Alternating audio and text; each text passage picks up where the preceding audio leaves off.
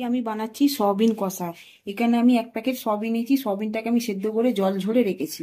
এখানে নিয়েছি একটা টমেটো, এখানে একটা পেঁয়াজ, এখানে 2টো আলু নিয়েছি, এখানে আছে আবার কাজু, এখানে পোস্ত, এখানে জিরে, গোটা জিরে, এখানে গুঁড়ো লঙ্কা, একটু হিং, হলুদ, ধনে। আমি গ্যাসটা জ্বালিয়ে নিলাম, কড়াটা বসিয়ে দিচ্ছি।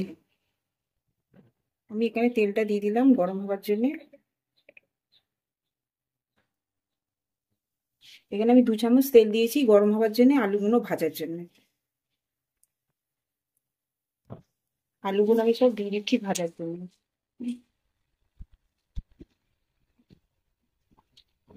আলুগুলোকে আমি লাল লাল করে ভেজে নেব।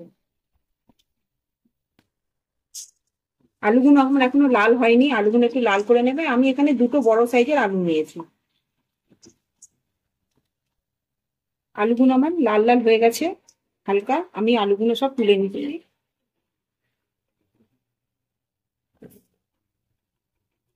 আলুগুলো আমি এতে তুলে এই তেলেতেই আমি পেঁয়াজগুলো দিয়ে দেবো। এতে আমি পেঁয়াজগুলোতে তেলেতেই দিয়ে দিলাম।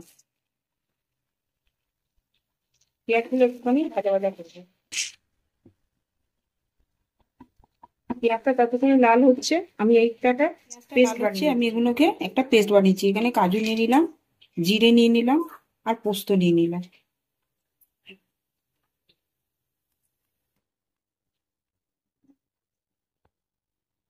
এখানে একটু জল দিয়ে আমি এটা পেস্ট বানিয়ে নেবো।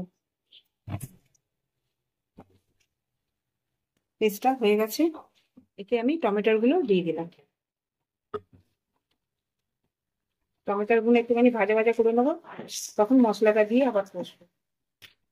টমেটোর গুলো একটুখানি ভাজা ভাজা হয়ে গেলে, নরম হয়ে গেলে টমেটোটা, দেখুন আমার টমেটোটা নরম হয়ে যাচ্ছে। আমি এতে একটু নুন দিয়ে দিচ্ছি যাতে আরো তাড়াতাড়ি নরম হয়ে যায়। আমি এতে একটু নুন দিয়ে দিলাম, 1/2 চামচ।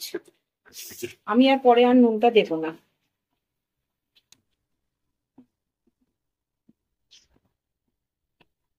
ভালো করে এটাকে টমেটোটাকে আমি এতে কষে নেব।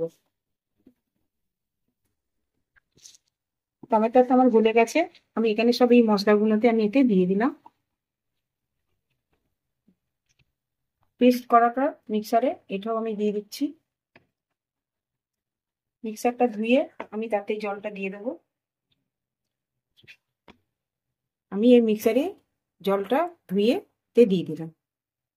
এটাকে ভালো করে আমি কষে নেব যতক্ষণ এটা তেল ছাড়ছে। আর আমি নুনটা আগেই দিয়ে দিয়েছি, নুনটা আর আমি দিচ্ছি না।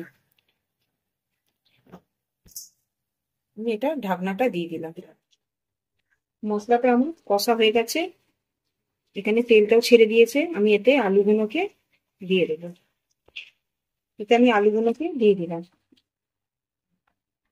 আলুগুলো দিয়ে একটুখানি কষে নেব, তারপরে আমি সয়াবিনটা এতে দিয়ে দেবো। ভালো করে আমি আলুটাকে এতে মিক্স করে নেবো যাতে মশলাতে আলুতে ঢুকে যায়।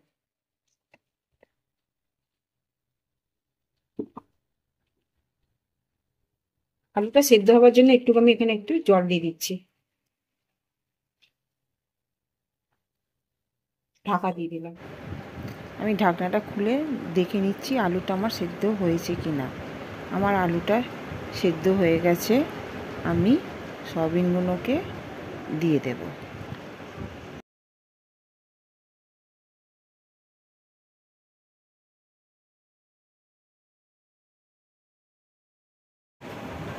সয়াবিনটা দিয়ে আমি ভালো করে নাড়াচাড়া করে আমি এটাকে ঢাকনা দিয়ে দেব।